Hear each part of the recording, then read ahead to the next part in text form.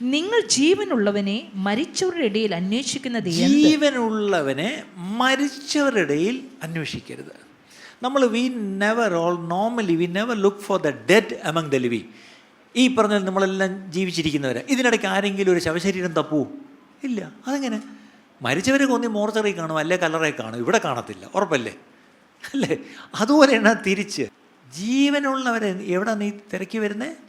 മരിച്ചവരുടെ ഇടയിൽ. How can you come and search for the living among the dead? ഈ കല്ലറയ്ക്കകത്ത് മരിച്ചവരായിരിക്കുന്ന, മരിച്ചവരെ ഇരുത്തുന്ന അല്ലെങ്കിൽ അടക്കുന്ന കല്ലറയിൽ നിങ്ങൾ ജീവനുള്ളവനെ തേടി എന്തിനാ വന്നേ? ഇതൊരു ചോദ്യമാണ്. ഇന്ന് രാവിലെ ദൈവത്തിൻ്റെ ആത്മാവ് നമ്മോട് ചോദിക്കുന്ന ഒരു ചോദ്യമാണ്. Are we looking for the living among the dead? ഇന്ന് ലോകമെമ്പാടും നോക്കിയാൽ ജീവനുള്ള ദൈവത്തെ എവിടെയാണ് തിരയുന്നത്? മരിച്ചവരുടെ ഇടയിലാണ്.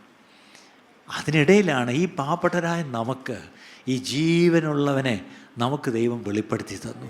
ആ ജീവനുള്ളവനെ വെളിപ്പെടുത്തി കിട്ടിയവരെല്ലാം ഒന്ന് ദൈവത്തെ സ്തുതിച്ചാട്ടെ.